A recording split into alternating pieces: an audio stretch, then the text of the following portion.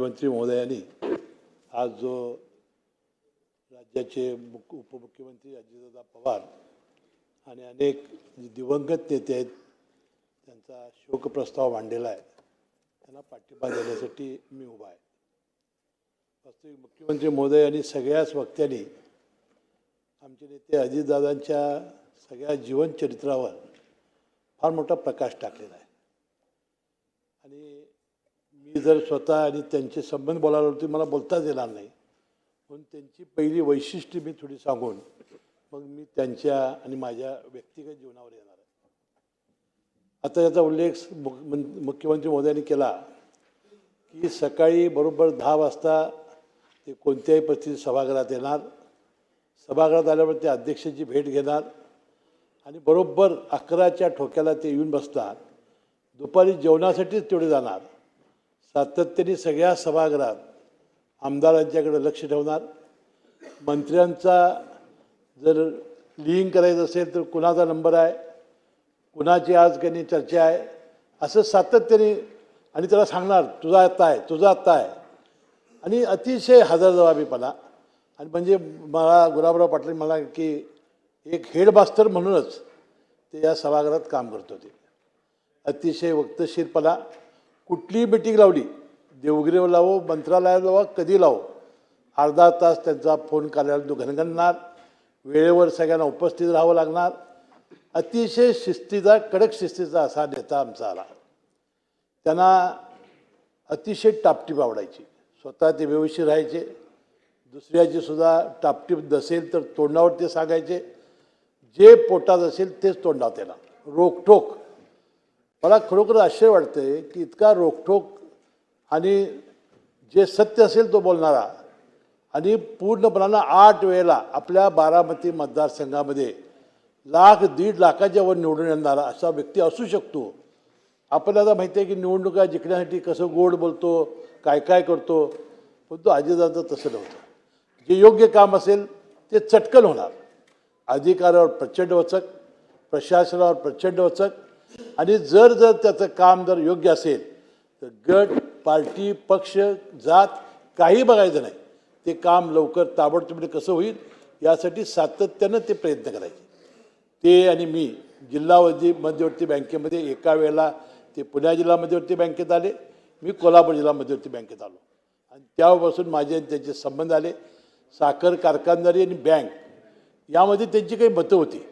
आणि विशेषतः अलीकडच्या काळामध्ये साखर कारखानदारी कशी तोट्यात आहे, दरवर्षी FRP कशी वाढते, कोजनचे दर कसे कमी येत आहेत, इथेनॉलला कसं सरकार आता त्या इलेक्ट्रिक वाहनामुळं किंवा ह्याच्यामुळं ते इथेनॉल घेत नाही, याचे अनेक प्रश्न ते सातत्यानं मला सांगायचे. आणि म्हणून एकदा ते अमित शाह साहेबांना भेटून आले, नरेंद्र मोदी साहेबांना पंतप्रधानांना भेटले. साखरेची MSP वाढत नाही, इथेनॉल घेतलं जात नाही, ह्याच्यात सातत्यानं त्यांचे प्रश्न असायचे. आता बँकिंग रेग्युलेटरी ॲक्टमध्ये 10 वर्ष बँकेच्या संचालकाला राहता येताना नाही, तर ते म्हणाले होते की जिल्हा परिषद निवडून झाल्या की आपण अमित भाईला भेटून येऊन की आपण सांगू की जिल्हा मध्यवर्ती बँका किंवा कोणत्याही बँका एखादा संचालक चुकीचं करत असेल तर कायद्यानं कारवाई करा. परंतु एकेकाकडं लोक आहेत म्हणून लोक ठेवी ठेवतात, हा सुद्धा प्रश्न त्याच्यासमोर मांडला पाहिजे. ही भूमिका ते सातत्याने मांडायचे. कोल्हापूरवर त्यांचं फार मोठं प्रेम होतं. बारामतीचं साहजिकच होतं. कुठलीही चांगली गोष्ट ती बारामतीत आलीच पाहिजे आणि चांगली केली पाहिजे. त्याचा उल्लेख प्रभूसाहेबांनी केला. सातत्याने ते जागरूक राहायचे. आणि बारामती शहर जर तुम्ही बघितलं असाल, ज्या दिवशी 28 तारखेला सकाळी एका मला मित्राचा फोन आला की कळालं काय, मी म्हटलं काय झालं, तर दादांचा आम्ही जिल्हा परिषद निवडणुकीच्या घाईत होतो की अपघात झाला विमानाचा आणि तुम्ही ताबडतोब TV लावा. मी TV लावला आणि अनेक वक्त्यांनी सांगितल्याप्रमाणे पहिल्यांदा जखमी अवस्थेत, नंतर जी दुःखद वाईट आम्हाला आयुष्यात कधी वाटलं नव्हतं की स्वप्नात वाटलं नव्हतं की आमच्या नेत्याची अशी बातमी आम्हाला समजेल आणि अशा अवस्थेत ते समजेल. ते काळानंतर आम्ही ताबडतोबीनं बारामती गाठली आणि 2 दिवस बारामतीत आम्ही कधी झोपलो नाही. आणि संपूर्ण महाराष्ट्र मला वाटतं 2 दिवस TV समोर बसून होता आणि माझ्या नेत्याचा घेत होता की इतके जवळचे संबंध माझे. 1999 साली मी निवडून आलो. 2 महिन्यात मला त्यांनी मंत्री केलं. 2-3 महिन्यात त्या 2 मंत्री होते जिल्ह्याच्या आमच्या. बाबासाहेब कुपेकर आणि दिग्विजय खानविलकर मला तिसरा मंत्री केला.